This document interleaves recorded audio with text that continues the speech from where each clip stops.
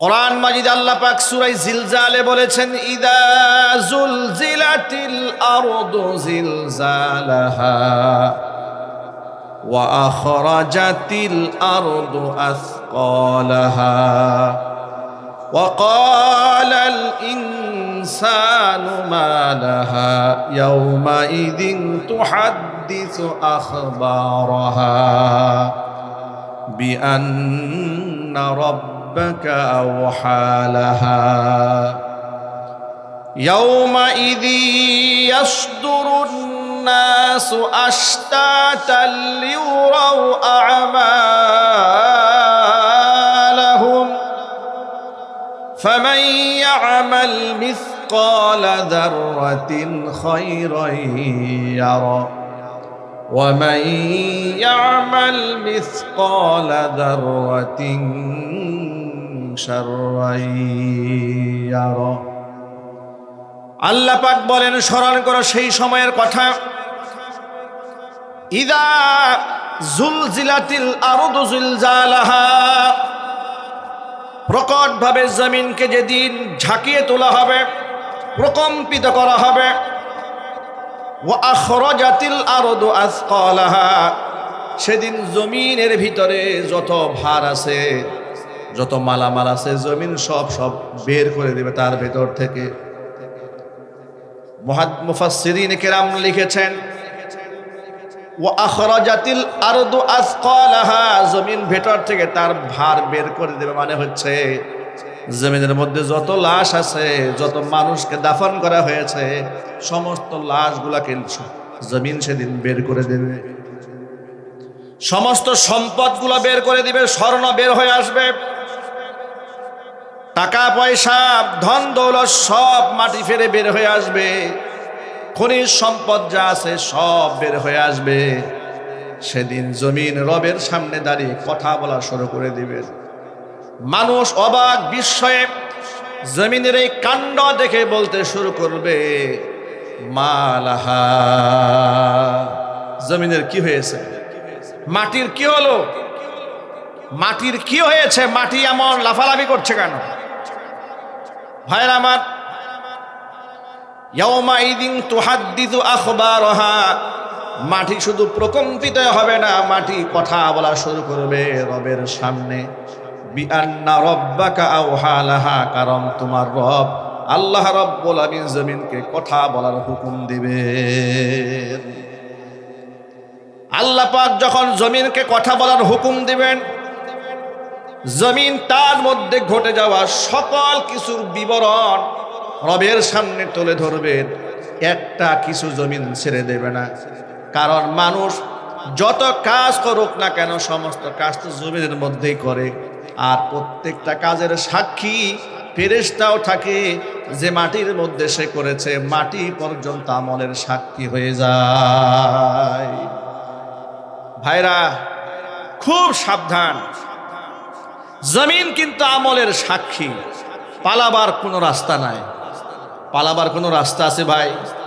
আরো জোরে বলুন, পালাবার রাস্তা আছে? পালাবার তো কোনো রাস্তা নেই। জমিন সেদিন সাক্ষী দিবে, কারণ আল্লাহ পাক তাকে হুকুম করে দিবেন, তোর মধ্যে ঘটে যাওয়া সকল বিবরণ আমার সামনে তুলে ধর। মানুষ সেদিন হতাশ হয়ে যাবে, মানুষ সেদিন নিরাশ হয়ে যাবে। পঙ্গপালের মতো মানুষগুলা এমন ভাবে দৌড়াতে থাকবে, কোরআন বলছে, ইয়াওমাইযি ইয়াসদুরুন নাসু আশতাতাল লিয়ুরাউ আমালাহুম, মানুষ সেদিন জমা হবে একেবারে বিক্ষিপ্ত অবস্থা থেকে, এইরকম ভাবে ছুটতে থাকবে বিভিন্ন দলে ভাগ হয়ে। লিয়ুরাউ আমালাহুম, মানুষ তার আমলগুলো দেখতে পারবে। ফামান ইয়ামাল মিসকালা যাররাতিন খায়রান ইয়ারা, বান্দা যদি একেবারে আদনা থেকে আদনা ভালো কাজ করে, সেটাও বান্দা দেখতে পারবে। ওয়ামান ইয়ামাল মিসকালা যাররাতিন শাররান ইয়ারা, একেবারে ন্যূন থেকে ন্যূনতম, ক্ষুদ্র থেকে অতিমাত্রায় ক্ষুদ্র খারাপ কাজও যদি বান্দা করে, সেটাও লুকায় রাখা হবে না, সেই বান্দা সেটাও দেখতে পারবে। ভাইরা, আমরা যতই সঙ্গোপনে গুনাহ করি না কেন, এই জমিন আমাদের আমলের সাক্ষী, আমার হাত আমলের সাক্ষী, আমার পা আমার কৃতকর্মের সাক্ষী। আমি মনে মনে ভাবছিলাম, আজকে যখন প্রকম্পিত হলো, মনে মনে এত ভয় লাগলো, আমি মনে মনে ভাবলাম এই বিল্ডিংয়ের উপর থেকে ছাদটা যদি ধসে যায় তো এটাই তো আমার জীবনের পরিসমাপ্তি ঘটল। আমি শুধু ইন্না লিল্লাহ আল্লাহ হাওলা ওয়ালা কুওয়াতা ইল্লা বিল্লাহ পড়ছিলাম, কালিমা পড়ার চেষ্টা করছিলাম। খুব আতঙ্কিত হলাম। আতঙ্কিত হওয়ার পরে যখন এটা থেমে গেল, একটু স্বস্তির নিঃশ্বাস ফেলার পরে পরক্ষণে আত্ম উপলব্ধিটা এমন হলো যে এটা তো আমার শেষ জীবন হতে পারত, জীবনের শেষ মুহূর্তটা হতে পারত। আল্লাহ যে আজকে আবার আমাদেরকে নতুন একটা জীবন দিলেন, আল্লাহ পাকের শুকরিয়া আদায় করলাম। জুমার বয়ানেও মানুষদেরকে, হাজার হাজার মানুষদেরকে আজকে তওবা পড়িয়েছি যে আপনারা তওবা করুন। কারণ যত মানুষ আমার সামনে আজকে আসেন, আমি সহ, আমরা সকলে আল্লাহর পক্ষ থেকে আরেকবার নতুন একটা জীবন পেয়েছি। কথা ঠিক না ব্যাঠিক জুড়ে বলেন? আমাদের জীবনে ইতি এটা হতে পারত যে কম্পনটা হয়েছে, একটু আন্দাজ করতে পারেন আমার রবের শক্তি কত বড়। আল্লাহু আকবার বলেন। একটু ঠান্ডা মাথায় চিন্তা করেন, একটা কাঁপুনি দিয়েছে, মানুষ বিল্ডিং থেকে পাগলের মতো দৌড় দিয়েছে। কিসের ক্ষমতা, কিসের এমপি, কিসের মন্ত্রী, কিসের বড় আলেম। কিয়ামতের ময়দানে মানুষের অবস্থা কি হবে? আল্লাহ রাব্বুল আলামিন সূরা হজ্জের মধ্যে হযরকে দেখে বলেছেন, ইয়াউমা তারাউনাহা তাযহালু কুল্লু মুরদিআতিন আম্মা আরদাত ওয়া তাদউ কুল্লু যাতি হামলিন হামলাহা ওয়া তারান নাসা সুকারা ওয়া মা হুম বিসুকারা ওয়ালাকিন্না আযাবাল্লাহি শাদীদ। ওই দিনের ভয়াবহতা এমনই হবে, ইয়াউমা তারাউনাহা তাযহালু কুল্লু মুরদিআতিন আম্মা আরদাত। দুগ্ধদানকারী মা তার দুধের বাচ্চাকে ছিটকে ফেলে দেবে। গর্ভবতী মহিলা ভয়ে তার বাচ্চাকে গর্ভ থেকে বের করে ফেলবে। জোরে বলেন নাউজুবিল্লাহ। হে নবী, ওয়া তারান নাসা সুকারা, ওই দৃশ্যগুলো আপনি দেখবেন মানুষগুলো পাগলের মতো, উন্মাদের মতো ছুটে বেড়াচ্ছে, মনে হচ্ছে সব পাগল হয়ে গেছে। ওয়া হুম বিসুকারা, এরা কেউ পাগল হয় নাই। ওয়ালাকিন্না আযাবাল্লাহি শাদীদ, আমি আল্লাহর শাস্তি বড় ভয়াবহ। এই ভয়াবহ শাস্তি দেখার পরে মানুষ উন্মাদের মতো হয়ে যায়। কল্পনা করেন, ওয়া তাকুনুল জিবালু কাল ইহনিল মানফুস, অবস্থা এমন হবে যেই পাহাড় দিয়ে, পাথরের পাহাড় দিয়ে গোটা দুনিয়াটাকে আল্লাহ পাক ব্যালেন্স করে রেখে দিয়েছেন, দুনিয়া যেন নড়ে চড়ে না যায়। এই সমস্ত পাহাড়গুলো, বিশাল আকারের পাহাড়গুলো তুলার মতো উঠতে থাকবে। ইদা সামাউ শাক্কাত, আসমান টাস টাস করে ফেটে যাবে। এত বিশাল আসমান চূর্ণ বিচূর্ণ হয়ে যাবে। ওয়া ইদান নুজুমুন কাদারাত, নক্ষত্রগুলা খসে পড়বে, আলো হারিয়ে ফেলবে, নক্ষত্র অন্ধকারে হারিয়ে যাবে। ইদা শামসু কুব্বিরাত, সূর্য তার আলো হারিয়ে ফেলবে। যে সূর্যের এত পাওয়ার, এত শক্তি, এত মারাত্মক পাওয়ার, এত শক্তি, এত আগুন, এত তাপ, লক্ষ লক্ষ কোটি মাইল দূর থেকে যার তাপমাত্রা দিয়ে আমাদেরকে জ্বালিয়ে ভস্ম করে দেওয়ার শক্তি রাখে যে সূর্য, সেই সূর্য আলো হারায় ফেলবে। কি বিভৎস একটা চিত্র হবে। সূরা আর রহমানে আল্লাহ বলেছেন, কুল্লু মান আলাইহা ফান, জমিনে যা আছে সব ধ্বংস হয়ে যাবে। ওয়া ইয়াবকা ওয়াজহু রাব্বিকা যুল জালালি ওয়াল ইকরাম, বাকি থাকবে একমাত্র আমাদের রব। তিনি কে? আল্লাহর নামটা একটু মোহাব্বতে জুড়ে বলুন, একমাত্র বাকি থাকবেন তিনি কে? চতুর্দিক থেকে আওয়াজ উঠবে,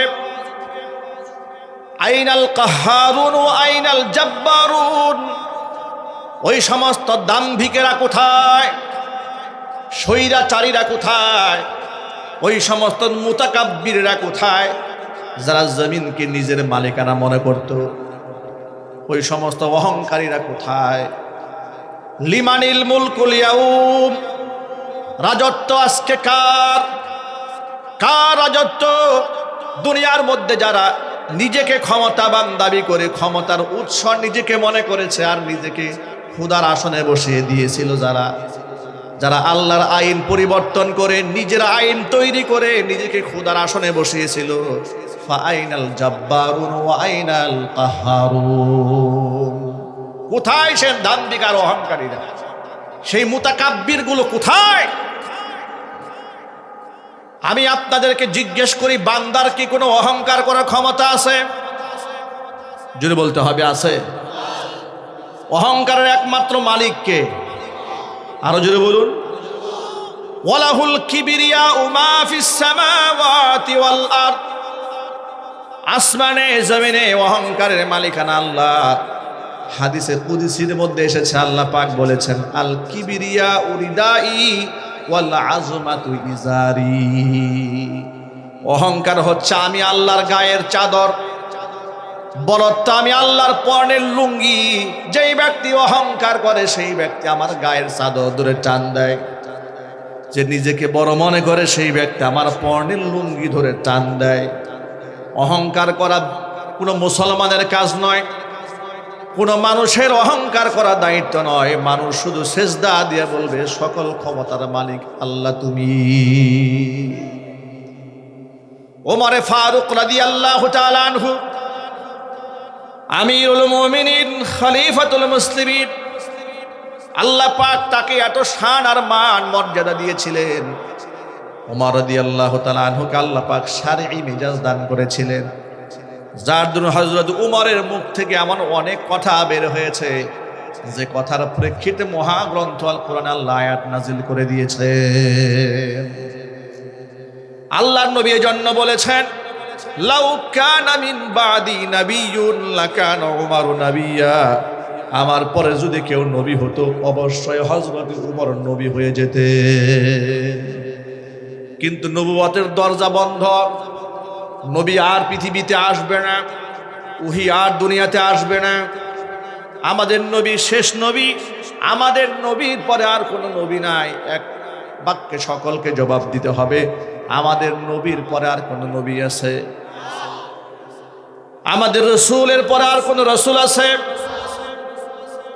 আল্লাহ নবী নিজেই বলেছেন, ইন্নামা আনা খাতামুন নাবিয়্যিন লা নাবিয়্যা বাদি ওয়ালা রাসূলা, আমি শেষ নবী, আমার পরে কোনো নবীও নাই, আমার পরে আর কোনো রাসূলও নাই। নবুয়তের চ্যাপ্টার, রিসালাতের চ্যাপ্টারটা ক্লোজ করে দেওয়া হয়েছে।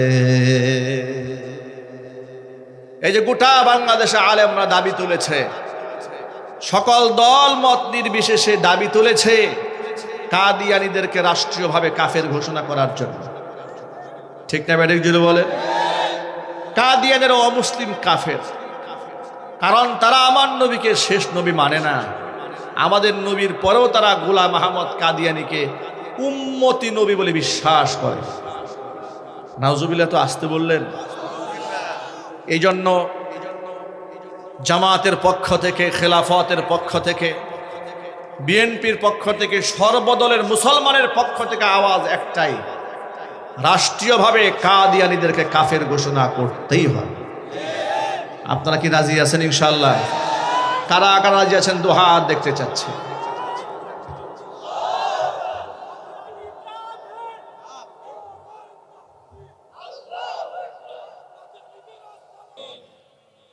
প্রিয় ভাইরা আমার, মূল কথায় ফিরে আসি।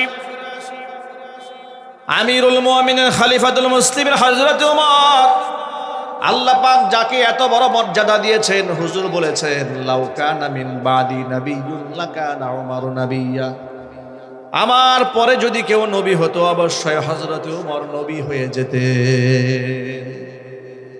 আল্লাহর নবী আরেকটা হাদিসের মধ্যে বলেছেন, যে রাস্তায় উমর হাঁটে সেই রাস্তায় শয়তানও হাঁটতে সাহস পায় না। কেমন খলিফা তিনি ছিলেন যে যে রাস্তায় তিনি হাঁটেন সে রাস্তায় ওমর হাঁটে না। ওমর হচ্ছে মুসলিম খলিফাদের অন্যতম একটা মডেল। প্রতিটা মুসলমানের স্বপ্ন থাকা উচিত, স্বপ্নবাজ মুসলমানদের এই স্বপ্ন যে আমাদের দেশের রাষ্ট্রনায়ক হবে খলিফা উমরের মতো, আবু বকরের মতো, ওসমানের মতো, হযরত আলীর মতো। ঠিক না ব্যাটিক যদি বলেন? যদি এটাই স্বপ্ন হয়ে থাকে যে খলিফা বানাবেন, কোরআন দিয়ে দেশ সমাজ রাষ্ট্র পরিচালিত হবে, স্বপ্ন যদি সেটাই হয়ে থাকে, তাহলে নির্বাচন আসলে যাদেরকে জনপ্রতিনিধি হিসেবে আপনারা সিলেক্ট করবেন, তারা যদি বেনামাজি হয়, তারা যদি আলেমদের দুশ্মন হয়, কোরআনের দুশ্মন যারা হবে, কোনো মুসলমানের সন্তান তাদের পিছনে থাকতে পারে না। আলেমদের দুশ্মনদের পরিণতি কি হয়? স্বৈরাচারী হাসিনাকে দেখে শিক্ষা গ্রহণ করে। ঠিক না ব্যাঠিক? স্বৈরাচারী হাসিনা শুধুমাত্র স্বৈরাচারী জালেমে নয়, চরম পর্যায়ের ইসলাম বিদ্বেষী, কোরআন বিদ্বেষী, ইসলামী তাহাজিব তামাদ্দুনের বিশ্বাসী নয়, সে চরম পর্যায়ে বিদ্বেষী। ঠিক না ব্যাঠিক জোরে বলেন? একটা মুসলমানদের দেশে এতগুলো আলেম জেল খাটে, ভাবেন একটু। 90 থেকে 95% মুসলিম অধ্যুষিত একটা দেশে, সেখানে বৌদ্ধদের ধর্মগুরু আছে, খ্রিস্টানদের ধর্মগুরু আছে, হিন্দুদের ধর্মগুরু আছে না নাই? আরো যদি বলেন, হিন্দুদের পণ্ডিত আছে না, এরপরে খ্রিস্টানদের ফাদার আছে না, বৌদ্ধদের ওই যে ন্যারো বৌদ্ধ যারা, তাদেরকে ধর্মগুরু যারা, এদের কি বলা হয়? ঠাকুর বলা হয়। আছে তো? আপনারা বলেন 16 বছরে কয়জন হিন্দু ধর্মগুরু গ্রেফতার হয়েছে? কয়টা খ্রিস্টান ধর্মগুরু গ্রেফতার হয়েছে? কয়টা বৌদ্ধ ধর্মগুরু গ্রেফতার হয়েছে? অথচ মুসলমানদের দেশ, মুসলমানদের ট্যাক্সের টাকায় পরিচালিত হচ্ছে, মুসলমানদের অধিকাংশ এমপি মন্ত্রী সংসদে থাকে, বিচার ব্যবস্থাপনা অধিকাংশ মুসলমান। এত কিছু মুসলমান থাকার পরে অন্য ধর্মের লোকেরা নির্যাতিত হয় না। মুসলমানদের দেশে মুসলমানদের নেতৃত্ব প্রদানকারী, মুসলমানের সের তাজ, মাথার মুকুট, ওলামারা জাতির শ্রেষ্ঠ সন্তান, তারা ডর্জনে ডর্জনে, হাজারে হাজারে, শতে শতে এই সমস্ত আলেমদেরকে তারা মিথ্যা মামলা দিয়ে গ্রেফতার করে দিয়েছেন। শুধু গ্রেফতার করেই তা ক্ষান্ত হয়নি, কাউকে দিয়েছে ফাঁসি, কাউকে কোমরে বেঁধেছে রশি, হাতের মধ্যে গরুর রশি বেঁধে ডান্ডা বেরি পড়িয়ে পড়িয়ে গোটা বিশ্ব মিডিয়ার সামনে আলেমদেরকে সন্ত্রাসী, জঙ্গিবাদী, রাষ্ট্রবিরোধী, মানবতা বিরোধী উপস্থাপন করে গোটা পৃথিবীর কাছে মুসলমানদের মান সম্মান মাটির সাথে ধসিয়ে দিয়েছে। 2018 সালে গাজীপুর এক মাহফিল মঞ্চ থেকে এইভাবে আমাকে নামিয়ে নেওয়া হয়, স্টেজ থেকে। আমি যখন গাড়িতে উঠেছি, সামনে ডিবির গাড়ি, পিছনে পুলিশের গাড়ি, সিনেমা স্টাইলে ব্যারিকেড দিয়েছে। তখন 2018 সাল ফেব্রুয়ারি মাসের 8 তারিখ। জেলখানার পেছনেই ছিল মাহফিল। এরপর আমার ড্রাইভার নামিয়ে দিয়ে ওরা গাড়ির মধ্যে উঠেছে অস্ত্র শস্ত্র সহ। জিজ্ঞেস করলাম, তখন তো আমার গুমের ভয় আছে, জিজ্ঞেস করলাম, ভাই আমাকে কোথায় নিয়ে যাচ্ছেন? বলে থানায়। কেন থানায় নেবেন? অপরাধ? বলে অপরাধ কিছু জানি না, সব উপরের নির্দেশ। নিয়ে গেল বেলায়। সকালবেলা কোর্টে তুলেছে, মামলা দিয়েছে আমার পকেটে 16টা ককটেল বোমা পাওয়া গেছে। ওরা আলেমদের সাথে এগুলা করেছে, গরুর রশি বেঁধে হাজার মানুষের সামনে আমাদেরকে অপমানিত করেছে, লাঞ্ছিত করেছে। আমাদেরকে যখন আদালত তোলা হতো, এলাকার সাধারণ মানুষরা কান্না করত আর খালি ওদেরকে বদদোয়া করত। আমি আমার নিজ কানে কত মাজলুমানের বদদোয়া শুনেছি কারাগারে, কত মানুষের আত্মচিৎকার শুনেছি। তাহাজ্জুদে চোখের পানি ছেড়ে ছেড়ে আলেমরা এই সমস্ত জালেমের প্রতি বদদোয়া করেছে। ওরা আলেমদের বদদোয়াকে বিশ্বাস করে নাই, কারণ এদের তো ঈমান নাই। কথা বলেন ঠিক না বেঠিক? জুড়ে বলেন। যার ঈমানই নাই ও বদদোয়ায় বিশ্বাস করবে? অথচ হাদিস শরীফের মধ্যে আল্লাহর নবী সাল্লাল্লাহু আলাইহি ওয়াসাল্লাম বলেছেন, ইত্তাকি দাওয়াতাল মাজলুম, মাজলুমের বদদুয়া থেকে বেঁচে থাকো, কারণ মাজলুমের বদদুয়ার মাঝে আর আল্লাহর মাঝে কোনো পর্দা থাকে না। মাঝে মাঝে যখন মন খারাপ হতো জেলখানায়, আল্লাহ পাকের একটা আয়াত মনে পড়তো, সূরাতুশ শুআরার সর্বশেষ আয়াত 227 নম্বর আয়াতটা মনে পড়তো। আল্লাহ পাক ওই আয়াতের মধ্যে বলেছেন, وَسَيَعْلَمُ الَّذِينَ ظَلَمُوا أَيَّ مُنقَلَبٍ يَنقَلِبُونَ। জালেমরা অচিরেই অবগত হবে কোন উদ্দেশ্যে তারা রওনা হয়েছে। জালেমরা অবশ্যই তারা টের পাবে যে তারা কোন দিকে রওনা হয়েছে। জালেম অহংকার করে বলতো যে আমাদেরকে ক্ষমতাচ্যুত করবে এমন কারো জন্ম এখনো হয় নাই। ঠিক না বা ঠিক? অহংকার করে বলেছে শেখ হাসিনা পালায় না, শেখ হাসিনা পালায় না। অহংকার আল্লাহর চাদর ধরে ওরা টান দিয়েছিল। ওদের এক টাকলা মুরাদ স্টেজে দাঁড়িয়ে এইভাবে আঙ্গুল নাচিয়ে বলেছিল আলেমদের টাইম নাই। অহংকার কাকে বলে? ওরা আলেমদের সাথে যে বেয়াদবিগুলা করেছে আর আলেমদেরকে একটা খারাপ ভাষায় গালি দিয়েছিল, ওইটা উচ্চারণ করাও আমাদের দ্বারা সম্ভব না। ফাহেসা ভাষায় কথা বলেছিল। এই কথা বলার 5 দিনের মাথায় তার একটা কল রেকর্ড ফাঁস হয়। আমার মনে হয় কল রেকর্ডটা আল্লাহ পাকের পক্ষ থেকেই ফাঁস করে দেওয়া হয়েছিল। কারণ যারা আলেমদের চরিত্র নিয়ে টান দেয় তারা যে কত বড় চরিত্রবান তা জাতির সামনে আল্লাহ নিজেই পরিষ্কার করে দিয়েছে। ঠিক না ঠিক জুড়ে বলেন?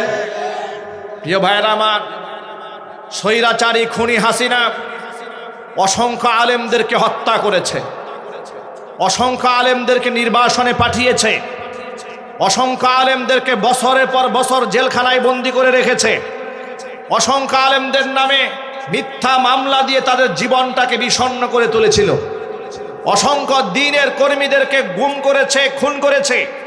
উপমহাদেশের শ্রেষ্ঠতম তাফসীর কারক শহীদ আল্লামা দেলওয়ার হোসেন সাঈদী রহমাতুল্লাহি আলাইহির মতো একজন জগৎ বিখ্যাত আলেমকে যে অপবাদের বোঝা আরোপ করে মানুষের সামনে ছোট করতে চেয়েছিল, তিনি একটা বদদোয়া করেছিলেন যে আল্লাহ আমাদের এত বড় ক্ষতি যারা করলো তাদেরকে গোটা জাতির সামনে ল্যাংটা করে দিও। আজকে আল্লাহ পাক সেই মাজলুমের বদদোয়া কবুল করেছেন।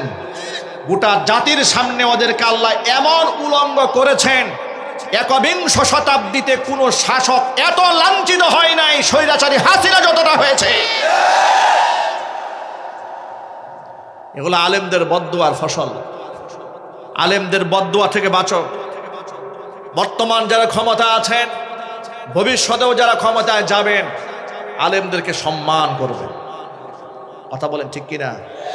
আলেমদেরকে মৌলবাদ বলে গালি দিবেন না, মৌলবাদ জঙ্গিবাদ বলে আলেমদেরকে ছোট করবেন না।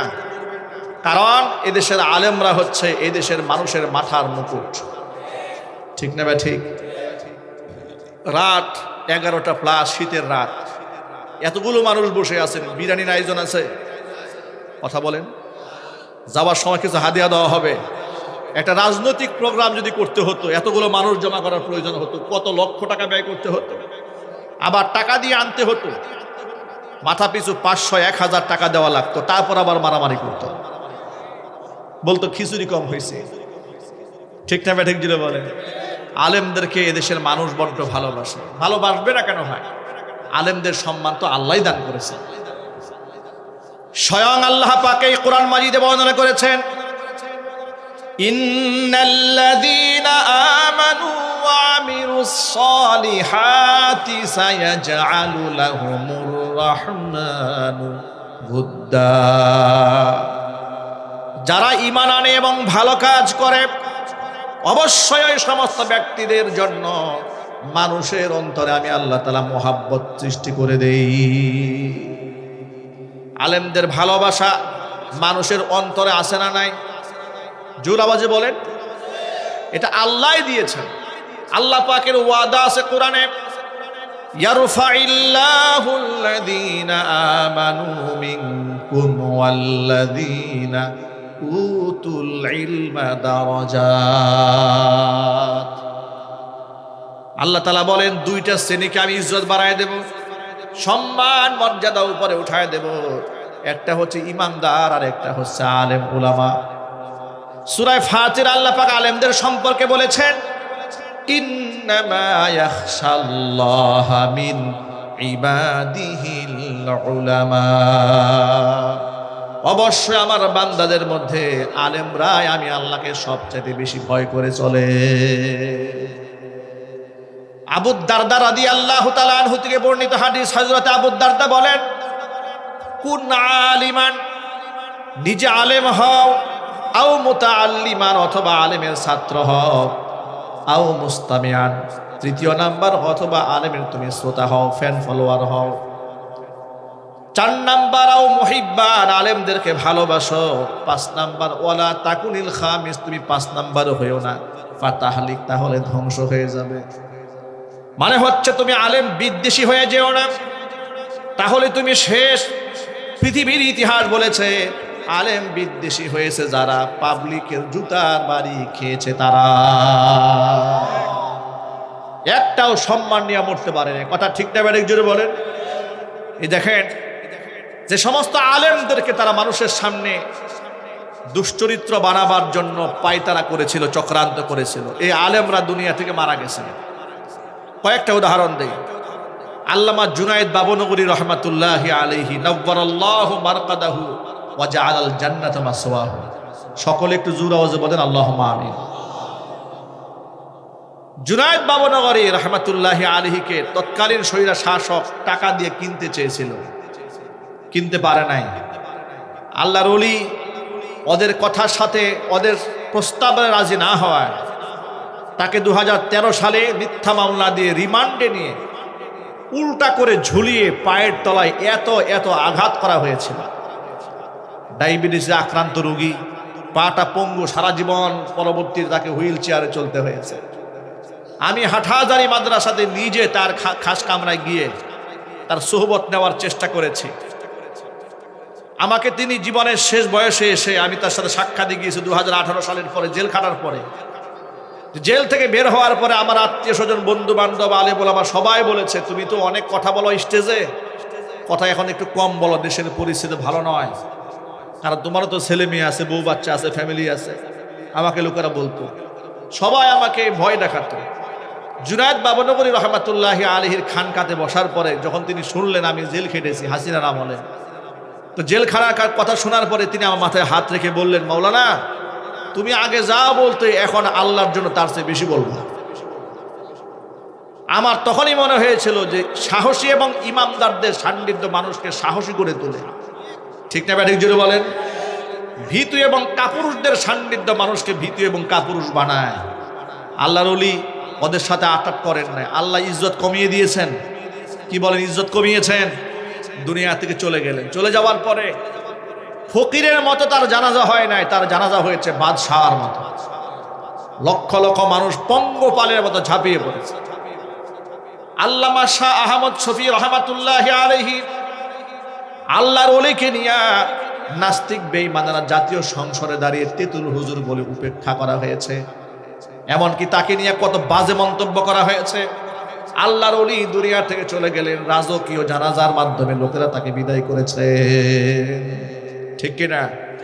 শহীদ আল্লামা সাঈদী রহমাতুল্লাহি আলাইহি জাতের সবগুলা মিডিয়াতে তাকে রাজাকার, আলবদর, আল শাম, খুনি, ধর্ষণ, কত কিছু তাকে বানাবার জন্য প্রচেষ্টা চালানো হয়েছে। এতগুলো মিডিয়া একসাথে কাভারেজ দিয়েছে তার বিরুদ্ধে, এত পত্রিকার হাজার হাজার পৃষ্ঠা লেখা হয়েছে তার বিরুদ্ধে। একটা মানুষকে মানুষের সামনে খারাপ বানাবার জন্য এখনো কোনো রাস্তা নাই যা স্বৈরাচারী হাসিনা এবং তাদের প্রভু ভারত গ্রহণ করে নাই। কথার আওয়াজ নেই আপনাদের? ইমানের শক্তি কি দুর্বল হয়ে গেছে আপনাদের? একটা জাতির নিকৃষ্ট সন্তান হিসেবে পরিচয় করাবার জন্য তাদের পায় তারা জাতির শ্রেষ্ঠ সন্তানকে। ওরা কি এই মিশনে সফল হয়েছে? আরো জোরে বলেন। মিশনে ওরা সফল হয়নি। আল্লাহর ওলি দুনিয়া থেকে চলে গেলেন। আল্লাহ পাক তাকে শাহাদাতের সুউচ্চ মাকাম দান করেন। জীবনের শেষ মুহূর্তে হাসতে হাসতে মানুষের কাছ থেকে বিদায় নিয়েছেন। ঠিক কিনা বলেন? অজস্র মানুষকে তিনি কাঁদিয়েছেন। গোটা জাতি শোকে পাথর হয়ে গিয়েছিল, স্তব্ধ হয়ে গিয়েছিল গোটাটা। জানাজা পড়ার জন্য লোকেরা কি কষ্ট না করেছিল। ঢাকা শহরে একটা জানাজার মধ্যে সামিল হবে, আমি আল্লাহর এই অলিকে জীবনে বাস্তবে কখনো দেখি নাই। ছোটবেলা থেকে ক্যাসেট বয়ান শুনতাম, বড় হওয়ার যখন পড়াশোনা শেষ হয়েছে তখন থেকে উনি কারাগারে। স্বপ্ন ছিল জীবনে একটাবার বাস্তবে দেখবো, দেখার সুযোগ হয় নাই। মোবাইলে দেখেছি, অনলাইনে দেখেছি, সোশ্যাল মিডিয়াতে দেখেছি, অনেক স্বপ্ন ছিল তিনি বের হয়ে আসবেন, কোরআনের ময়দানে কথাবার্তা বলবেন। কিন্তু আল্লাহর ফয়সালায় তো চূড়ান্ত। পৃথিবীতে সব আশা যদি পূর্ণ হয়ে যায় তাহলে পরকালে আল্লাহ পাক কি দিবেন? আল্লাহ পাক এই জন্য বান্দার অসংখ্য আশা আকাঙ্ক্ষা দুনিয়াতে অপূর্ণ রেখে দিয়েছেন পরকালে দেওয়ার জন্য। ঠিক কিনা জুড়ে বলেন ভাইরা আমার। তা আল্লাহর ওলি জানাজা হবে ঢাকা শহরে, পড়তে দেবে না, পুলিশ দিয়া বাধা। জানাজার সামনে দাঁড়ালে, জানাজা পড়তে গেলে বাধা দিবে, মারবে, লাশই রাখতে দেবে না ঢাকা শহরে। লোকেরা অ্যাম্বুলেন্সের সামনে জীবন উৎসর্গ করে দিয়ে শুয়ে পড়েছে। পুলিশ টিয়ার সেল নিক্ষেপ করেছে, লাঠি পেটা করেছে, জানাজা জোর করে ঠেকায় দেবে। এরপরে খুলনাতে সিদ্দিকিয়া কামিল মাদ্রাসা সাইদি সাহেবের প্রতিষ্ঠিত, সেখানে জানাজা হওয়ার কথা, সেখানে নাস্তিকরা তার বিরুদ্ধে জুতার মিছিল করল, তাকে সেখানে কবর হতে দেবে না। সর্বশেষ সাইদি ফাউন্ডেশনের পাশে যেখানে কবর দেওয়া হয়েছে, জানাজা হবে, লোকেরা শুনতে পেল। সারা দেশ থেকে লোকেরা, হাজার হাজার মানুষ, বৃষ্টির দিন ছিল, হাঁটু পর্যন্ত পানির মধ্যে 2 ঘন্টা 3 ঘন্টা 4 ঘন্টা দাঁড়িয়ে থেকেছে আল্লাহর ওলিকে শেষ বিদায় দিল। চিন্তা করা যায় যে আল্লাহ যদি কোনো ব্যক্তিকে সম্মান দেন, গোটা পৃথিবী কাঁপিয়ে দিলেও, তার বিরুদ্ধে চলে গেলেও 1 ফোঁটা ইজ্জতের হানি তারা ঘটাতে পারবে না। এটা বাস্তব প্রমাণ। 1000 বছরের শ্রেষ্ঠ বাঙালির কন্যা, তথাকথিত গণতন্ত্রের মানুষ কন্যার ফাঁসি রায় হয়েছে, রাস্তাঘাটে একটা কুকুরও মরে নাই। অত সাইদি সাহেবের ফাঁসির রায় হওয়া মাত্র শত মানুষ আল্লাহর জন্য জীবন বিলিয়ে দিয়েছে। এই জন্য কয়েকদিন আগে এক বয়ানে বলেছি, সাইদি সাহেবের পায়ের ধুলা এক পাল্লায় দিলে, এরকম 1000 বছরের শ্রেষ্ঠ বাঙালিদেরকে আরেক পাল্লায় দিলে সাইদি সাহেবের পায়ের ধুলার ওজন বেশি হয়ে যায়। ক্ষমতার বলে বলা যায় 1000 বছরের শ্রেষ্ঠ বাঙালি। গোটা জাতির সামনে প্রমাণ হয়েছে এরা 1000 বছরের শ্রেষ্ঠ বাঙালি নয়, এরা 1000 বছরের শ্রেষ্ঠ স্বৈরাচার, এরা 1000 বছরের শ্রেষ্ঠ ইসলাম বিদ্বেষী, 1000 বছরের শ্রেষ্ঠ কোরআন বিদ্বেষী, ইসলামী আন্দোলনের চরম শত্রু, কালিমার দুশ্মন। এদেরকে দেশের মুসলমানরা ঝাঁটা পিটাই করে বিদায় করেছে। এখন শুধু ফাঁসির মঞ্চে ঝুলিয়ে দাও, বাকি কথা বলতে হবে মুসলমান, ঠিক কিনা?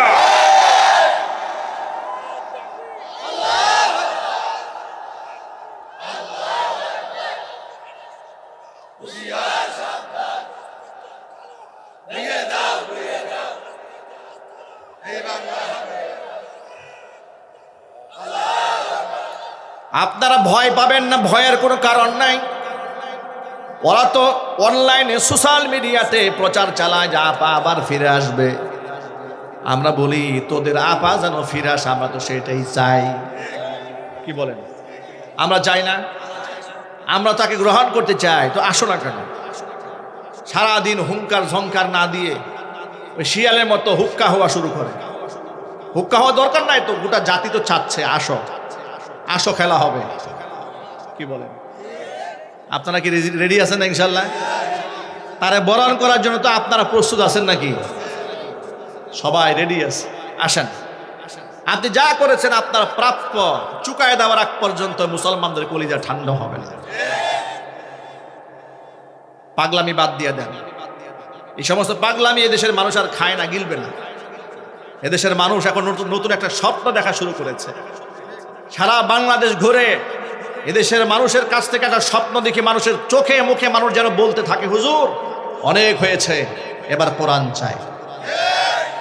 মানুষের চোখ বলে, মানুষের মুখ বলে, মানুষের অ্যাটিটিউড বলে, তাদের ভাবমূর্তি বলে, সমস্ত অহংকারীদের অহংকারকে চূর্ণ করে দিয়ে আগামীর বাংলাদেশকে আমরা কোরআনের বাংলাদেশ বানাতে চাই। রাজি আছেন কারা? দুহাত দেখতে চাচ্ছি।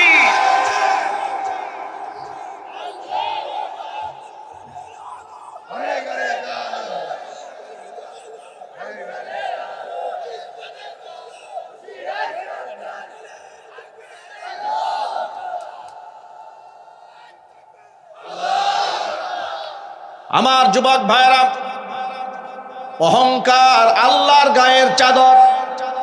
অহংকারী যেই করেছে আল্লাহ পাক তাকে মাটির সাথে মিশিয়ে দিয়েছে, আর যারা বিনয়ী হয়েছে আল্লাহ পাক তাদের ইজ্জত বাড়িয়ে দিয়েছে। ওমরে ফারুক রাদিয়াল্লাহু তাআলা আনহুর কথাই বলছিলাম।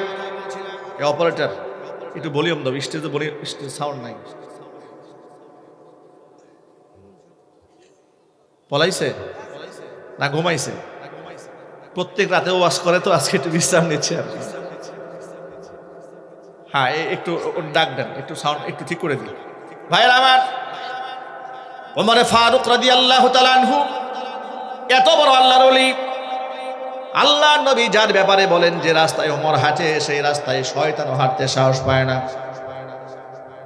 সেই ওমর কতটা বিনয় লক্ষ্য করেন। আল্লাহকে তো সবসময় দোয়া করতেন, আল্লাহুম্মা রযুকনি শাহাদাতান ফি সাবিলিক ওয়াজআল মাউতি ফি বালাদি রাসূলিক। আল্লাহ তাআলা আল্লাহুম্মা রযুকনি শাহাদাতান ফি সাবিলিক, তোমার পথে তুমি আমাকে শাহাদাতের মৃত্যু দান করো, তোমার নবীর দেশে আমার মৃত্যু ঘটাও। সব সময় আল্লাহর কাছে হযরত ওমর এই দোয়াটা করতেন। আপনাদেরকেও বলি, মুসলমানরা যদি বেঁচে যায় তো গাজী হয়ে যায়, যদি আল্লাহর দ্বীনের জন্য জীবন দেয় মুসলমান শহীদ হয়ে যায়। মুসলমানদের জীবনে হারাবার কোনো ভয় আছে ভাই? আবার যদি বললেন হারাবার কিছু আছে? আরে ইমানদারের গোটা জীবনটা একটা আশ্চর্য জীবন। এটা আমি আশ্চর্য বলিনি, আল্লাহর নবী নিজেই আশ্চর্যময় বলেছেন। হুজুর বলেছেন আজাবান লি আমরিল মুমিন, ইমানদারের বিষয়টি বড় আশ্চর্যজনক। আজাবান লি আমরিল মুমিন ইন্না আমরাহু কুল্লাহু লাহু খায়র, ইমানদারদের জীবনে যা কিছু হয় সব কিছুই তার জন্য কল্যাণকর হয়ে যায়। ইন আসাবাতহু সাররাউ শাকারা ফাকানা খায়রান লাহু, জীবনে যদি কল্যাণ আসে শুকরিয়া আদায় করে এটা তার জন্য কল্যাণ হয়। ওয়াইন আসাবাতহু দাররা সাবারা ফাকানা খায়রান লাহু, আর যদি জীবনে বিপদ আসে ধৈর্য ধারণ করে এটাও তার জন্য কল্যাণকর হয়ে যায়। মুমিন জীবনে হারাবার কিছু নাই। হযরত ওমর এই জন্য দোয়া করতেন, আল্লাহ তুমি তোমার পথে আমাকে শাহাদাতের মৃত্যু দান করো। এই শাহাদাতের তামান্না প্রত্যেকটা মুসলমানের অন্তরে থাকতে হবে। আর ভাইরা মরতে হবে না, জোরে বলেন। হয়তো জ্বরে, না হয় ঠান্ডায়, না হয় কলেরা বসন্তে, না হয় ডায়াবেটিসে, না হয় হার্ট অ্যাটাকে, না হয় রোড অ্যাক্সিডেন্টে, কত রকম উপায় তো মানুষ দুনিয়া থেকে মরে যায়। মরতে হবে এটা তো বাস্তব না অবাস্তব? এটা কি অস্বীকার করার কি কোনো সুযোগ আছে? প্রতিটা প্রাণীকে মৃত্যুর স্বাদ আস্বাদন করতে হবে। মরবই যেহেতু, তাহলে রাস্তাঘাটে রোড অ্যাক্সিডেন্টে না মরে আল্লাহর কাছে দোয়া করেন যে আল্লাহ তোমার দ্বীনের পথে আমাকে তুমি শহীদি মৃত্যু দান করো। জোরে বলেন আল্লাহুম্মা আমিন। শহীদের বিরাট মর্যাদা, শহীদের কিয়ামতে কোনো হিসাব হবে না, শহীদ বিনা হিসেবে আল্লাহর জান্নাতের মেহমান হয়ে যাবে। হযরত ওমর রাদিয়াল্লাহু তাআলা আনহু আল্লাহর কাছে তো এই দোয়া করতেন, আল্লাহ শাহাদাতের মৃত্যু দান করো। এত বড় খলিফা, গোটা বিশ্ববাসীর জন্য তিনি মডেল হয়েছেন। মডেল হবেন না বা কেন? মিম্বারে একদিন দাঁড়ায় খুতবা দেওয়া শুরু করছেন হাতের মধ্যে লাঠি নিয়ে। পেছন থেকে একজন অবজেকশন করলেন, আমিরুল মুমিনিন খুতবা আপনার পরে শুনবো, আগে আপনার কর্মের জবাব দেন। জবাব যদি আপনি সঠিক দিতে না পারেন আপনার খুতবা আজকে শোনা হবে না। ওমর বলছেন কি হয়েছে বলুন? বললেন জিহাদের ময়দান থেকে যে গনিমতের মাল এসেছে সেই গনিমতের এক টুকরা করে কাপড় আমিও পেয়েছি, সবাই পেয়েছে, আপনিও পেয়েছেন। কিন্তু আমাদের গায়ের জামা এক টুকরার জামা, আপনার গায়ের জামাটা দুই টুকরা দিয়ে বানিয়েছেন। কারণটা কি? আপনি খলিফা হওয়ার কারণে বেশি সুবিধা নিয়েছেন। হযরত ওমর এই কথা এতগুলো মানুষের সামনে বলেছেন, রাগ হলেন না, গুসা করলেন না। এত বড় সাহাবী মেজাজ কন্ট্রোল করে ঠান্ডা মাথায় ছেলেকে আব্দুল্লাহ ইবনে উমরকে দাঁড় করালেন। আব্দুল্লাহ ইবনে উমর দাঁড়িয়ে উপস্থিত মুসল্লিদের সামনে সাক্ষী দিয়ে বলছেন, আল্লাহর বান্দারা শোনেন, জিহাদের ময়দান থেকে যে যুদ্ধলব্ধ সম্পদ এসেছে, গনিমতের মাল এসেছে, সবাই এক টুকরা করে কাপড় পেয়েছে। আমার বাবাও পেয়েছে এক টুকরা, আমিও পেয়েছিলাম এক টুকরা। কিন্তু আমার আব্বা যেহেতু লম্বা মানুষ, এক টুকরা কাপড়ে তার জামা হয় না, এই জন্য তার এক টুকরা এবং আমি আব্দুল্লাহ ইবনে উমরের এক টুকরা তাকে দিয়ে দিয়েছি, দুটা কাপড় জোড়া দিয়ে তিনি জামা বানিয়েছে। জবাবদিহিতা কাকে বলে কল্পনা করা যায়? কেন আল্লাহ রাসূল সাল্লাল্লাহু আলাইহি ওয়াসাল্লাম এই জন্য বলেছেন যে আলাইকুম বিসুন্নতি ওয়া সুন্নাতিল খুলাফাইর রাশিদিন আল মাহদিয়িন, তোমরা আমার সুন্নতকে ফলো করবে অবধারিত, এবং আমার খলিফায়ে রাশেদা যারা হবে, হেদায়েতপ্রাপ্ত সঠিক পথে পরিচালিত খলিফা যারা হবে, এই সেই খলিফাদের পদঙ্ক তোমাদের অনুসরণ করতে হবে। চিৎকার দিয়ে বলেন আল্লাহু আকবার। হযরত ওমর আল্লাহর ওলি কিভাবে নিজেকে আল্লাহর জন্য বিলীন করে দিয়েছে। জবাবদিহিতা কাকে বলে? আর আমাদের সমাজে আমরা গণতন্ত্রের কথা বলি, বাক স্বাধীনতার কথা বলি, আসলে কি এই সমাজে বাক স্বাধীনতা আছে? এখনো আছে? এখনো নাই। যে গতকালকে দেখেছেন না, সেনাবাহিনীর কিছু অফিসাররা মিলে মাওলানা সাইফুল ইসলাম নামক এক ছেলেকে কেমন বেধড়ক পিটিয়েছে। কেন? মাওলানা সাইফুল ইসলাম ৩২ নম্বর বাড়ি ভাঙার আন্দোলন করেছে। এক পরে সেনাবাহিনী বাধা দিয়েছে, সেনাবাহিনীদেরকে নাকি কোনো একটা কটাক্ষ শব্দ বলে গালি দিয়েছে। আচ্ছা, এত বড় সেনা অফিসার যারা, সেনাবাহিনীর কর্মকর্তা যারা, আমি সেনা অফিসার সবাইকে খারাপ বলি না, রাষ্ট্রে তারা সম্পদ, আমি একসে দিয়ে সবাই খারাপ বলবো কেন? কিন্তু যে অফিসাররা এই ছেলেটাকে এরকম বেধড়ক পিটালো, তাদের গালি দিয়েছে বলে, আমাদের প্রশ্ন হচ্ছে যে ৩২ নম্বর এই ভাঙ্গা বাড়িতে এমন কি আছে যে এটাকে রক্ষা করার জন্য হঠাৎ করে পুলিশ পাগল হয়ে গেল? এটাকে রক্ষা করার জন্য সেনাবাহিনী পাগল হয়ে গেল? এর মধ্যে আছেটা কি?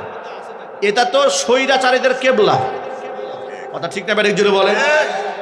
অসংখ্য মানুষকে গুম করেছে, খুন করেছে, তাদের আতুর ঘর তো এটা। এটা আন্দোলন করে ভাঙতে হবে কেন? জুলাই গণ অভ্যুত্থানে যে সরকার তৈরি হয়েছে হাজারো মানুষের রক্তের বিনিময়ে, সরকার তো নিজ দায়িত্বে বুলডোজার দিয়ে ভেঙে দিয়ে এটাকে পাবলিক টয়লেট করা দরকার। ঠিক না? ঠিক। তো মাওলানা সাইফুল ইসলামকে আপনারা পিটালেন কেন? যারা পিটিয়েছে তাদের ব্যাপারে তদন্ত করা উচিত। কারণ স্বৈরাচারী চলে গেলে ওদের নাতিপুতিরা বিভিন্ন শাখায় উপশাখায় বসে আছে। ঠিক না? ঠিক জোরে বলেন। বাক স্বাধীনতার কথা বলেন, দেশের একটা নেতার বিরুদ্ধে কথা বলে দেখেন। আপনি নেতা তো ভালো, আপনি একটা পাতি নেতার বিরুদ্ধে কথা বলে দেখেন, আপনার চামড়া রাখবেন। ঠিক না? ঠিক। আর ইসলাম মানুষকে কেমন জবাবদিহিতা শিখিয়েছে। অর্ধজাহানের শাসককে খুতবা দেওয়ার সময় মিম্বারে লাঠি নিয়ে দাঁড়িয়েছে, তাকে খুতবা বন্ধ করে দিয়েছে, আগে জবাব দেন। এটার নাম ইসলাম। চিৎকার দেখুন আল্লাহু আকবার। আল্লাহ নবী তো এমনিই বলেন নাই যে খায়রুল কুরুনি কারনি সুম্মাল্লাযীনা ইয়ালুনাহুম সুম্মাল্লাযীনা ইয়ালুনাহুম, পৃথিবীর মধ্যে শ্রেষ্ঠ যুগ হচ্ছে আমি মুহাম্মদ সাল্লাল্লাহু আলাইহি ওয়াসাল্লামের যুগ, এরপরে তাসতে নিকটবর্তী জামানা, এরপরে নিকটতম জামানা হচ্ছে পৃথিবীর শ্রেষ্ঠ যুগ। আল্লাহু আকবার। আমার বন্ধুগণ, খলিফাতুল মুসলিমিন হযরত ওমর এত বড় আল্লাহর ওলি, আল্লাহর এতটা নৈকট্য প্রাপ্ত বান্দা, শাহাদাতের তামান্না পেশ করে সবসময় দোয়া করতেন, আল্লাহ পাক মঞ্জুর করেছেন। ফজরের নামাজে মসজিদের ইমামতিরত অবস্থায় পেছন দিক থেকে শত্রু তার পেটের মধ্যে ছুরি ঢুকিয়ে দিয়েছে, অবস্থায় এতটাই বেগতিক হয়ে গেছে। নামাজ শেষ করা হলো, এরপরে একজন হাকিমকে ডাকা হলো, একজন চিকিৎসককে ডাকা হলো। তিনি এলেন, চিকিৎসক এসে তার অবস্থা পরিদর্শন করলেন, তাকে এক গ্লাস দুধ পান করতে দিলেন। দুধটা মুখের মধ্যে নেওয়া মাত্র সেটা নাড়ে বুড়ি দিয়ে বের হয়ে গেল। এই অবস্থা দেখে চিকিৎসক বুঝতে পারলেন যে খলিফা হয়তো আর বাঁচবেন না, দুনিয়া থেকে চলে যাবেন। তিনি খলিফাকে বলেন, খলিফা আপনার কোনো ওসিয়ত থাকলে আপনি করে ফেলেন, আপনার মনে হয় সময় ফুরিয়ে আসতেছে। হযরত ওমর প্রথম আব্দুল্লাহ ইবনে ওমরকে ডাকলেন। আব্দুল্লাহ ইবনে ওমরকে ডেকে বলছেন, আব্দুল্লাহ রে, রাসূলের সাহাবী হুযায়ফা ইবনুল ইয়ামান রাদিয়াল্লাহু তাআলা আনহুকে একটু ডাকো, তার সাথে আমার একটু কথা আছে। হুযায়ফা হচ্ছেন সেই সাহাবী, যেই সাহাবীকে বলা হয় সাহিবু সিররি রাসূলিল্লাহি সাল্লাল্লাহু আলাইহি ওয়াসাল্লাম। নবী করিম সাল্লাল্লাহু আলাইহি ওয়াসাল্লামের সাহাবীদের মধ্যে আল্লাহর নবীর গোপন রহস্যবিদ সাহাবী। কেন বলা হয়েছে তার কারণটা শোনেন। এই সেই সাহাবী হযরত হুযায়ফা, যার কাছে নবী করিম সাল্লাল্লাহু আলাইহি ওয়াসাল্লাম মুনাফিকদের নামের তালিকা দিয়ে দিয়েছিলেন, মুনাফিকদের নামের তালিকা দিয়েছিলেন, আর পাবলিককে এটা বলতে নিষেধ করে দিয়েছিলেন। খলিফা হযরত ওমর হুযায়ফাকে ডেকে বললেন, ও হুযায়ফা, তোমাকে আমি আল্লাহর নামের কসম দিয়ে বলি, আল্লাহর নামের কসম দিয়ে বলছি, আল্লাহর নবীর যে 12 জন মুনাফিকের নামের তালিকা দিয়েছিলেন, তুমি একটু মেহেরবানি করে বলো ওই মুনাফিকদের নামের তালিকার মধ্যে আমি উমরের নামটা আছে নাকি। আল্লাহু আকবার বলেন। নিজেকে তারা কত তুচ্ছ মনে করতেন দেখেছেন। জান্নাতের সুসংবাদ প্রাপ্ত সাহাবীর ভয় কত, যে আমি আবার মুনাফিকদের নামের তালিকায় চলে গেলাম কিনা। বারবার যখন এই কথা বললেন, হুযায়ফা রাদিয়াল্লাহু তাআলা আনহু চোখের পানি ছেড়ে বললেন, খলিফাতুল মুসলিমিন হযরত ওমর, আমি আল্লাহর কসম করে বলি মুনাফিকদের নামের তালিকার মধ্যে আপনি ওমরের নাম নাই। সাময়িকভাবে দিল ঠান্ডা হলো, কিন্তু স্থির হলো না। ছেলে আব্দুল্লাহ ইবনে ওমরকে ডেকে বললেন, আব্দুল্লাহ, আমার ইন্তেকালের পরে যদি হুযায়ফা যদি আমার জানাজা নামাজ পড়ে, বুঝে নিও আমার নাম মুনাফিকদের তালিকায় নাই। আর যদি হুযায়ফা আমার জানাজা না পড়ে, বুঝে নিবে আমি মুনাফিক হয়ে মারা গেছি। আল্লাহু আকবার বলেন। এরপরে হযরত ওমর আব্দুল্লাহ ইবনে ওমরকে ডেকে বলেন, আব্দুল্লাহ রে, মা আয়েশার কাছে যাও, তার কাছে গিয়ে আমার পক্ষ থেকে একটা সালাম জানাবার আবদার জানায় আসো, আমার অবস্থা তার কাছে গিয়ে বলো। আর তাকে বলবে নবীজি সাল্লাল্লাহু আলাইহি ওয়াসাল্লামের পাশে যে একটুখানি জায়গা আছে, ওই জায়গার মধ্যে আমি উমরের একটু শুতে মনে চাই। আমার ইন্তেকালের পরে ওই জায়গায় যেন আমার 2 বন্ধুর সাথে আমার কবরটা দেওয়া হয়, নবীজি সাল্লাল্লাহু আলাইহি ওয়াসাল্লামের সাথে এবং আবু বকর সিদ্দিকের পাশেই যেন আমার একটু জায়গা দেওয়া হয়। যেহেতু মালিকানাটা মা আয়েশার, তার পারমিশন ছাড়া সম্ভব না। মা আয়েশা যদি পারমিশন দেন তাহলে আমার মৃত্যুর পরে সেখানে তোমরা শোয়াবে, যদি পারমিশন না দেন পাবলিক গুরুস্থান আমাকে মাদফন করে দিবে। অথচ হযরত ওমর তখনও খলিফা, তিনি ইচ্ছা করে নির্দেশ প্রদান করতে পারেন, সেই শক্তি আছে। নির্দেশ না দিয়া তিনি অনুমতি চাইলেন। বিনয়ের চূড়ান্ত পর্যায়ে কি হয় এটা আপনাদের সামনে শোনাচ্ছি। আপনাদের কষ্ট হচ্ছে ভাই? হযরত ওমরের এই বার্তা মা আয়েশার কানে পৌঁছে দেওয়া হলো। মা আয়েশা চোখের পানি ছেড়ে কান্না করলেন, আপ্লুত হলেন, আর বললেন, জায়গাটা আমি আমার নিজের জন্য রেখে দিয়েছিলাম, কিন্তু হযরত ওমর যেহেতু আবদার জানিয়েছেন, আমি স্যাক্রিফাইস করলাম, আমি হযরত ওমরের জন্য আমার জায়গাটা আমি ছেড়ে দিলাম। সংবাদটা ওমরের কানে পৌঁছে দেওয়া হলো। হযরত ওমর সংবাদ শুনে খুশি হলেন, সাথে সাথে ছেলেকে বলে নেওয়া, ছেলে শোনো, আমি বেঁচে আছি, মা আয়েশা আমাকে না করতে পারেন নাই, কিন্তু আমার মৃত্যুর পরে আরেকটা বার মা আয়েশার কাছে যাবে, আর শেষবারের মতো অনুমতি চাবে। তখন তো আমি খলিফা থাকবো না, আমিরুল মুমিনিন খলিফাতুল মুসলিমিন থাকবো না। তখন যদি মা আয়েশা খুশি মনে পারমিশন দেয় তাহলে কবরের মধ্যে আমাকে মাদফন করবা, আর যদি পারমিশন না দেন তাহলে আমাকে সাধারণ গুরুস্থানে দাফন করে দিবা। মা আয়েশা রাদিয়াল্লাহু তাআলা আনহার পারমিশন নিয়ে তাকে কবরে মাদফন করা হয়েছিল। ইন্তেকালের আগ মুহূর্তে হযরত ওমর পেটের মধ্য থেকে রক্ত পানি বের হয়ে যখন একেবারে শারীরিকভাবে দুর্বল হয়ে পড়েছেন, মাটির মধ্যে নিথর দেহটা পড়ে আছে, জীবনের শেষ সায়নে এসে গালের মধ্যে মাটি লাগতেছে, মাটির সাথে এরকম গালটা থেকে থেকে যাচ্ছে। হযরত আব্দুল্লাহ এই দৃশ্য দেখে বাবার মাথাটা উঁচু করে নিজের উরুর মধ্যে নেওয়ার চেষ্টা করলেন। উরুর মধ্যে নেওয়ার চেষ্টা করা কালে হযরত ওমর আব্দুল্লাহ নিজের ছেলেকে ডেকে বলছেন, আব্দুল্লাহ রে, আমার মাথাটা উঁচা করো না, এটা মাটির সাথে লাগতে দাও, আমার মাথাটা মাটির সাথে লাগতে দাও, মাথাটা উঁচু করো না, আমি আমার মনিবের সাক্ষাৎ এই অবস্থায় করতে চাই যে আমি গালটা দিয়া মাটির সাথে মিশায়া দিয়া আমি আমার মনিবকে বুঝাই দিতে চাই, ও মনিব, আপনার সামনে আমি উমর আমার জীবনটা মাটির সাথে মিশিয়ে দিয়ে সর্ব নিরহংকারের উৎকৃষ্ট প্রমাণ আমার রবের সামনে দিতে চাই। জোরে জোরে বলেন সুবহানাল্লাহ। অহংকার কোনো জায়গা দেন নাই তারা, অথচ আমাদের চাল চলনে কথাবার্তা উঠা বসায় কত অহংকার আর কত দাম্ভিকতা। অহংকার, আল্লাহর বান্দার কখনো অহংকারী হয় না।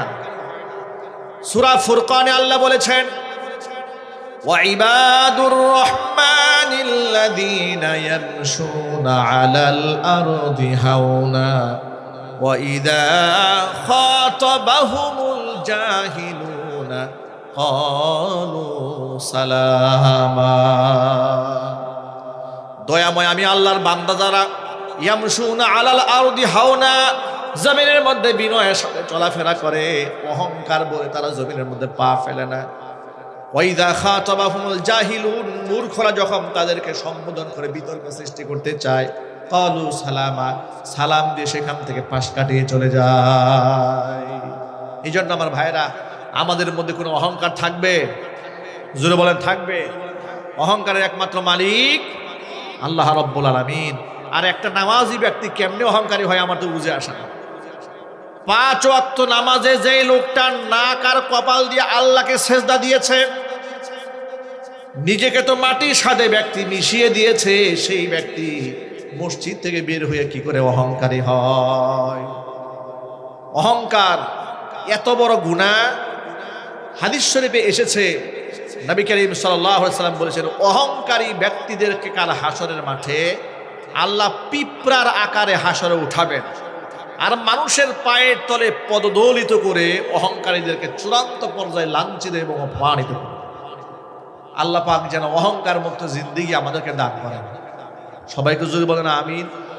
আমি বড় আলেম, আমি বড় হুজুর, আমি বড় বক্তা, আমি বড় রাজনীতিবিদ, আমি বড় শিক্ষাবিদ, আমি বড় পণ্ডিত, আমি অর্থওয়ালা, সম্পদওয়ালা, বাড়িওয়ালা, গাড়িওয়ালা, এই টেন্ডেন্সি আমাদের ভেতর থেকে সরাই ফেলতে হবে। মনে রাখবেন, এই যে আজকে যে ভূমিকম্পটা হয়ে গেল, জীবনের শেষ মুহূর্ত হয়ে যেতে পারত। আমাদের অহংকারকে চূর্ণ বিচূর্ণ করে দিয়ে আল্লাহ পাক আমাদেরকে ধ্বংস করে দিতে পারতেন। সেই সক্ষমতা আমার আল্লাহর আছে না নাই? আর সেটা কখন ডাক আসবে আমরা কেউ জানি? আমরা যেহেতু কেউ জানি না, এখন থেকে আমরা তওবা করি। নতুন একটা জীবন আল্লাহ আমাদেরকে উপহার দিয়েছেন, ঠিক না? ঠিক জুড়ে বলেন, আল্লাহ নতুন জীবন দিয়েছেন। এই নতুন জীবনে আজকের পর থেকে কোনো নামাজ কাজা হবে না, ইনশাল্লাহ বলেন। আল্লাহর নবী সাল্লাল্লাহু আলাইহি ওয়াসাল্লাম বলেছেন, 3টি জিনিস আমার কাছে আল্লাহর পক্ষ থেকে প্রিয় করা হয়েছে।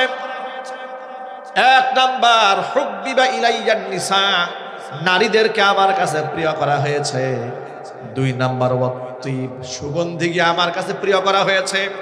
3 নাম্বার, ওয়া জুইলাত কুররাতু আইনি ফিস সালাত, নামাজের মধ্যে আমার চোখের শীতলতা আল্লাহ দান করেছে। নারীদেরকে প্রিয় করা হয়েছে। নারী ইসলামের দৃষ্টিতে অবজ্ঞার পাত্রী নয়, নারীরা মর্যাদার পাত্র। চিৎকার দেখেন সুবহানাল্লাহ। ইসলাম যদি রাষ্ট্রে প্রতিষ্ঠিত হয়, নারীদের সম্মান বৃদ্ধি পাবে, নারীদের সম্মান কমবে না, ঠিক না? ঠিক জোরে বলেন। আল্লাহ পাক যেন কথাগুলো মা বোনদের বোঝার তৌফিক দান করেন। নাম্বার 1। 2 নাম্বার, অতীব, সুগন্ধি। হুজুর এত পবিত্র থাকতেন, গা থেকে সবসময় মিশকের ঘ্রাণ বের হতো।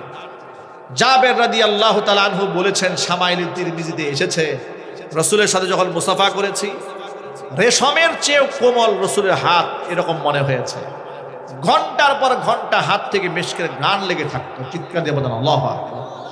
অথচ এই বাংলাদেশে নামাজ নাই, রোজা নাই, পবিত্রতা নাই, 40 দিন গোসল করে না, সেও নাকি পীর। কি ভণ্ড আছে না নাই দেশে? এরপরে বাউল নামক ফাউলগুলো আছে, নামাজ নাই, শরীয়ত মারফতের নামে যে কত ভণ্ডামি কথাবার্তা বলে, আলেমদের বিরুদ্ধে কথাবার্তা বলে। এই যে গতকালকে জাতীয় এক ভণ্ড গ্রেফতার হয়েছে, কি সরকার যেন, আবুল সরকার। আবুল সরকার নামে এক ভণ্ড বাউল শিল্পী গ্রেফতার হয়েছে, আল্লাহকে মুনাফিক বলে গালি দিয়েছে। আমি আশ্চর্যান্বিত হয়ে যায়, ওরা এত বড় সাহস পায় কি করে? যে বাউল নামক ফাউল আল্লাহকে মুনাফিক বলে গালি দিয়েছে, ওর জিহ্বাটা কেটে ফেলা উচিত। ভণ্ডামি করে বেড়ায়, এই দেশে কোনো আইন নাই। এই যে দেখবেন যে গ্রেফতার হয়েছে, কদিন পরে আবার জামায় আদরে জামিনে বের হয়ে যাবে। যদি খেলাফত কায়েম থাকতো, আল্লাহকে যে গালি দিয়েছে ওয়াজিবুল কতল, তারা হত্যা অবধারিত হয়ে যেত। অপূর্ব পাল নামে এক কুলাঙ্গার নর্থ সাউথ ইউনিভার্সিটিতে আল্লাহর কোরআন ছিঁড়ে পা দিয়ে পাড়িয়েছে। যদি ইসলাম কায়েম থাকতো আর কল্লা উড়ায় দেওয়া হতো, কথা ঠিক নেবেন এই জন্য বলেন। কিন্তু সংখ্যালঘুদের সাথে আমাদের সম্পর্ক থাকবে কোরআন যেভাবে বলেছে ঠিক সেভাবে। কোরআন সুন্নাহর বাহিরে আগলা প্রেম প্রীতের নামে মুশরিকদের সাথে কোনো নমনীয় আচরণ এলাও হবে না। শান্তিপ্রিয় অমুসলিম যারা, তাদের সাথে ভালো আচরণ করতে ইসলাম নিষেধ করে নাই। কিন্তু যে মুশরিকরা আমার ধর্মে আঘাত করতে চায়, আমার তাহজিব তামাদ্দুনে আঘাত করতে চায়, আমার সংস্কৃতির উপর আঘাত করতে চায়, তাদের সাথে আমার কোনো বন্ধুত্ব নাই। কারণ আমার ভালোবাসা কার জন্য? আমার ক্রোধান্বিত হব কার জন্য? আল্লাহ পাকের জন্য। আল্লাহ পাকের কথাগুলো আমাদের সকলকে বুঝার তৌফিক দান করেন। সকলে একটু জোর আওয়াজে বলুন আল্লাহুম্মা আমিন। ভাইরা আমার, নিমিষেই শেষ হয়ে যেত আমাদের জীবন প্রদীপ।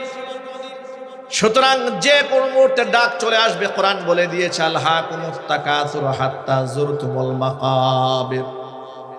তোমাদেরকে তো তোমাদের প্রাচুর্য আর কম্পিটিশন, আমি আরো ধনী হব, সম্পদের প্রাচুর্যের মালিক হব, এই মুসাবাকা তোমাদেরকে উদাসীন বানিয়ে রেখে দিয়েছে। হাত্তা যুরতুমুল মাকাবির, কবর পর্যন্ত যাওয়ার আগ পর্যন্ত তোমাদের এই নেশা কাটবে না। আরেকটা হাদিসের মধ্যে এসেছে, আল্লাহ নবী বলেন আদম সন্তানের পেট কোনোদিন ভরবে না একমাত্র কবরের মাটি ছাড়া। সাবধান প্রিয় ভাইরা, আমাদের এত লালসার দরকার নাই। আমরা দুনিয়াতে এসেছি আল্লাহ পাকের দাসত্ব করার জন্য। দুনিয়া থেকে আমরা চলে যাব, আল্লাহ পাক যেন আমাদের ত্রুটি বিচ্যুতি ক্ষমা করে জান্নাতের মেহমান হিসেবে কবুল করেন। সকলে একটু জোরে পড়া আমিন। আমি তো জানি না পাবো কি পাবো না, আল্লাহ তোমার দিয়া সেরা জান্নাত। আমি তো জানি না পাবো কি পাবো না, আল্লাহ তোমার দেয়া সেরা জান্নাত। আমি শুধু জানি নরকের অগ্নি সইতে পারবো না কোনো দিন রাত।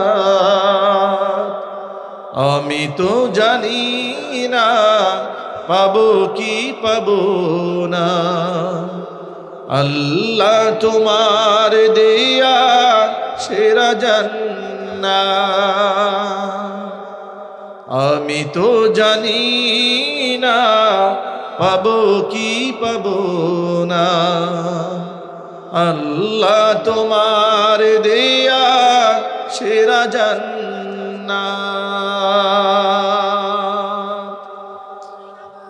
আল্লাহ পাক যেন আমাদের জিন্দগির গুনাহ খাতা মাফ করে জান্নাতুল ফিরদাউসের মেহমান হিসেবে কবুল করেন। সকলে জোর আওয়াজ বলুন আল্লাহুম্মা আমিন।